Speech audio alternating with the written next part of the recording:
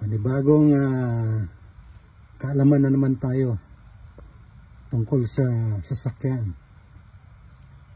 Ang ituturo natin ngayon ang pagpapalit ng brake pads sa Honda Civic. Meron dalawang tornilyo yan. Okay? May dalawang tornilyo yan dito, isa at sa baba 12. Okay? Tatanggalin nyo yan. Pag natanggal na yan, huhugutin nyo yan. Gagamitan nyo ng screwdriver dito para ilabas. Okay? Pag nailabas na yan, ito na ang brake caliper. So, dahil sa itong piston na ito ay lumabas, kailangan nyo ibalik para pumasok yung bagong brake pads. Okay, ito ang bagong brake pads. Itong merong nakita nyo itong guide na to. Ito yung parang warning sign. Kapag manipis na yung brake pads nyo, itong plate na to, sasayad dyan dito sa rotor disc. Ibig sabihin, manipis na. Parang warning to. Pag narinig nyo na parang may kumikis-kis, ito na yun. Ibig sabihin, palitan na yung brake pads nyo. Ayan. Palagi ang kabit nito sa loob. Kasi, hindi nyo nakikita kung ano ang kapal ng brake pads sa likod. Okay? Ayan. Ayan. Ito ang sa harap. Ito yung sa labas. Okay? Yan. So, bago na yung brake pad. So, dahil bago yung brake pad, yung piston na yan is tumulak. Paano nyo ngayon ipapasok yan? Hindi yan pinupush, ha? Iniikot yan. Okay? O, hirap. Walang tagahawak, eh. Iikot nyo yan. Ito. Merong tools talaga dyan, eh. Ang problema yung tools ko, hindi pa pwede. Okay, so bibigyan ko lang kayo ng idea kung paano. Nakita nyo to? Yan. Yan. Iikot nyo yung piston na yan. So, ikot siya ng clockwise para itong piston na to is pumasok. Okay? Yan. Kita yan, oh, iikot. Yan. Iikot nyo yan hanggang sa bumuon. Okay? Ngayon, itong slide ng caliper na to, yan. Nag-i-stack up to.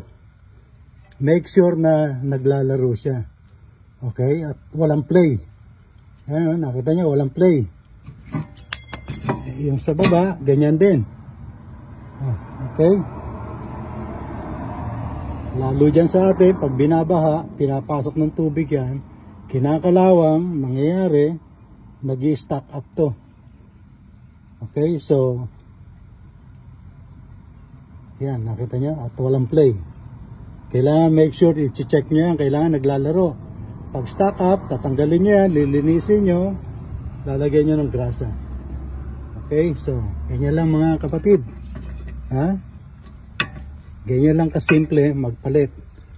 So, makakamenos na kayo sa labor. Yan lang mga kapatid. Sana nakapagbigay tayo ng konting kaalaman sa pagpapalit ng brake pads sa Honda Civic.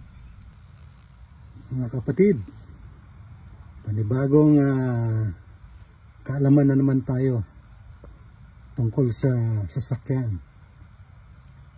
Ang ituturo natin ngayon ang pagpapalit ng brake pads sa Honda Civic. Okay? Madali lang to.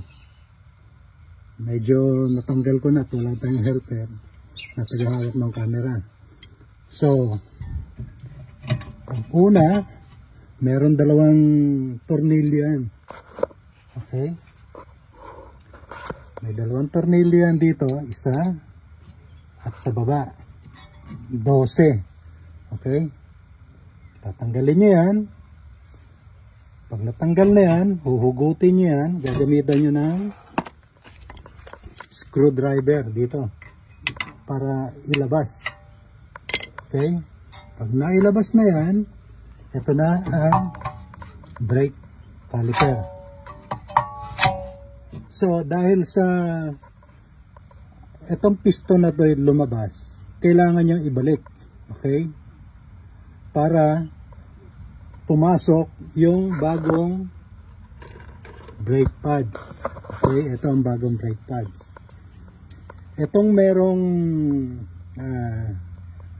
nakita nyo tong guide na to, ito yung ito yung parang warning sign. Kapag manipis na yung brake pads nyo, itong plate na to, sasayad dyan dito sa rotor disc.